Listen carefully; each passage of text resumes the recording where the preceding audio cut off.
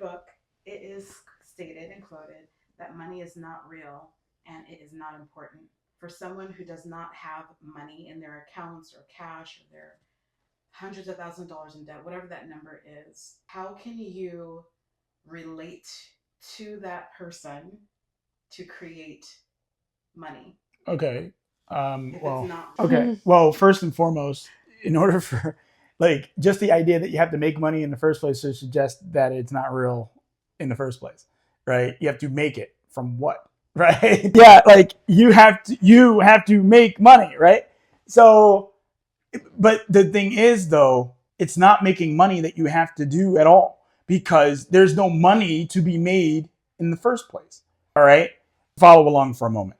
Money isn't made, it's already there. So it's circulating around. So all you have to do is get in the way of its movement. You do not need to make any money. That's what the treasury and the mint and all that shit is for. Okay, supposedly, right?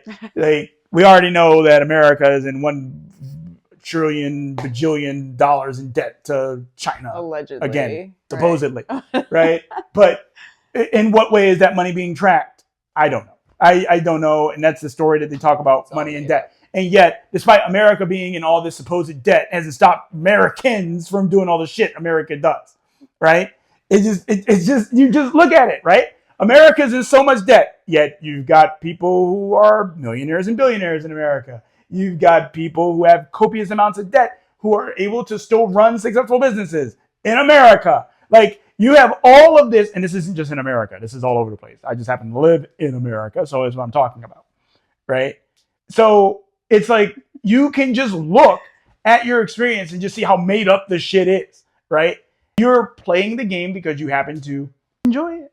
You enjoy the money game in whatever form it comes, right? Whether it's you having money, you get $5, oh my God, and then you lose the $5, oh my God. You know, it's the same, right? God's still getting his name called regardless if you appreciate it or not, right? So you're going to say, oh my anyway. God? Yeah, oh, God. I said, oh my God, in God. Both cases, right? Anyway, yeah. So anyway, so what I'm getting at is it's made up regardless, right? It's just made up. It has to be made up because it would have to start from not existing to becoming something that exists. You know, much like you came from not existing, you were made up, right?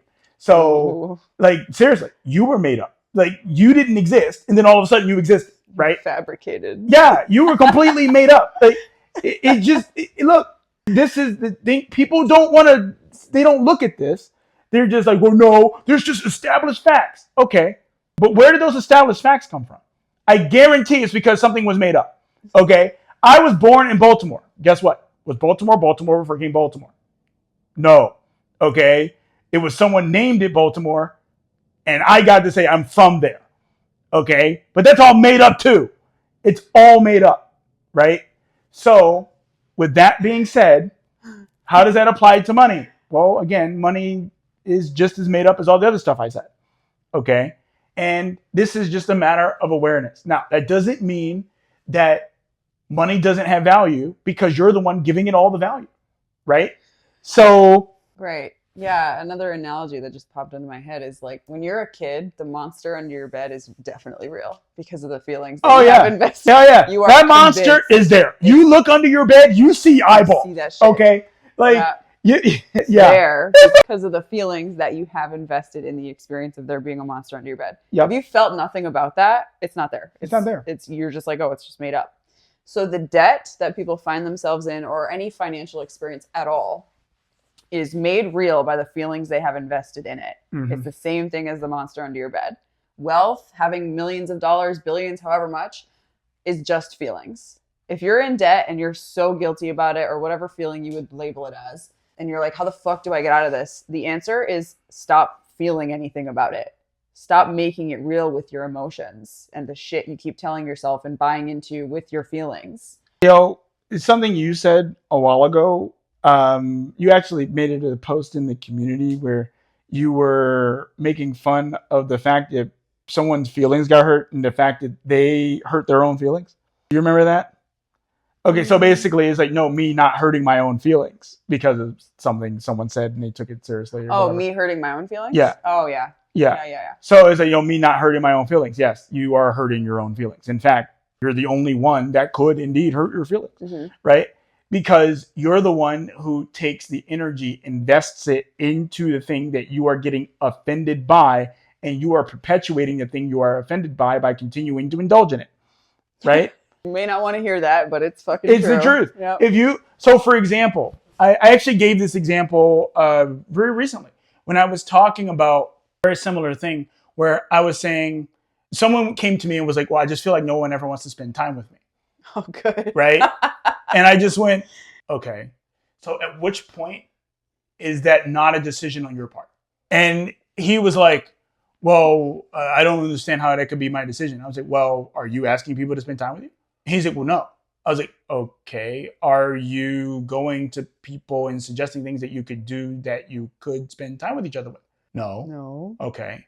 Are you going Do out people ask you to do things, but you tell them no? Oh. And he goes, Yeah. well, yeah, because I said, well, hold on. So we have established that it is not that people do not want to spend time with you. It's that you don't want to spend time with them and you are projecting it onto them. Okay. Yeah. And this rocked his entire perspective because he's like, oh my God. And then I told him, I said, how many other times does this exact thing happen?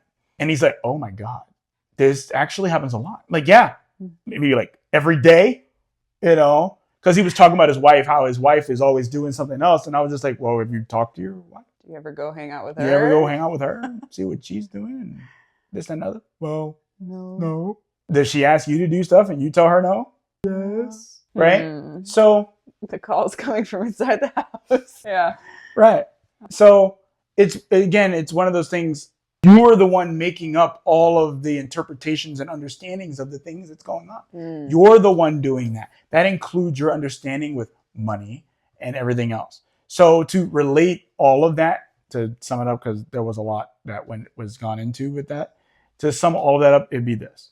Realize that nothing has more value than the value you yourself put on it. Okay? And like if you've ever sold anything on eBay, for example, or to someone else, you'll understand this very premise. Because you could say, hey, I bought this for $50, and the person's like, well, yeah, I'll buy it for 30, right? They see it as a different value than you do. You're like, well, I'll take 50 for it. They're like, no, I'll do it for 30, right? They see a different value than you. And then there's that middle ground of what ends up becoming accepted on both parties. So, but even then, the value is made up. Say people think sentimental value is more valuable than what someone else says it is. And it's not, right? It's not, because if someone goes, well, it's actually only $20, and you're like, well, no, it's 200. Your sentiment doesn't matter to that person, right? So you can see this dynamic in how the value in things is different just in those types of interactions, right? The value that you have in the money that is or is not in your experience, the debt, et cetera, is all from the way that you put it, okay? You remove that importance, as she talked about earlier with the feelings. You remove those feelings from that experience, the importance of it disappears. It becomes nice to have, but not something you'll chase. And do you both view money that same way right now? In what same way? In the way of just appreciation. Like at one point you had a story associated with money and feelings. You dropped that. What is your new story? I just stopped having stories around it at all, right? Like it's just money. I guess you could just say that's as far as the story goes, is that it's just money, right? It's not, it's this thing, like some magical thing that does this, that, and other. It's just money, right? Like, would you say that about Monopoly money? Like, would you go, you know what I'm saying? Like, would you do that? And you go, well, Monopoly money doesn't have the same value. Again, that's your perspective. Perceived value. Yeah, it's your perspective of value, because someone can look at Monopoly money and think it's just as valuable because they love playing Monopoly, right? Like, they could just, don't fucking talk shit about Monopoly money. Don't talk about that. Hey, man, don't pass go. You damn sure ain't collecting $200. Hey, they could very well just really love Monopoly a lot more than money, right? So you can't, again, you don't get to determine what is valuable to someone. The last thing I'll point out is something you showed me a while ago, is that nobody actually feels any feelings about money. Yeah. Money has no emotion attached to it. It's the circumstances, it's the experience that money is facilitating, for example, being in debt. The feelings you have about debt is not about the money. It's about what that means to you, the meaning you've accepted, the value you've assigned to the experience of being in debt.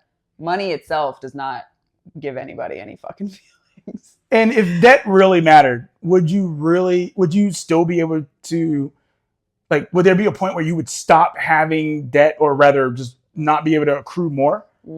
No, you can actually accrue an infinite amount of debt. Okay. Like a ton of it. Right. And like, I got a friend that has $4 million of debt, right? 4 million, and yet still has a business, right? In debt is increasing, right? Like, just stacking debt. He's just more and more debt. Okay. Now he's playing the juggle game. How do I pay this off? How do I do this? How do I do? He spends a lot of time on that. Him and his team spend a lot of time on that. Not my cup of tea, personally. Yeah, I'm good on that. Yeah. Right. But that's the experience he's chosen for himself. Cool. Yeah. Right. And again, just because money, quote unquote, doesn't have the level of importance that you may think that it does or that you're putting into, it can be used as a form of appreciation for those around you and the experiences that you get to have. That's why people charge for things in the first place, is because they're allowing appreciation to be accepted for the fact that they have presented something of value to that person, and only that person can determine the value of it. Thanks so much for watching. Subscribe to my channel for more updates, and leave comments and questions below with what you'd like us to answer for you relating to money, debt, wealth, phase 2, etc. Got you covered. See you next time.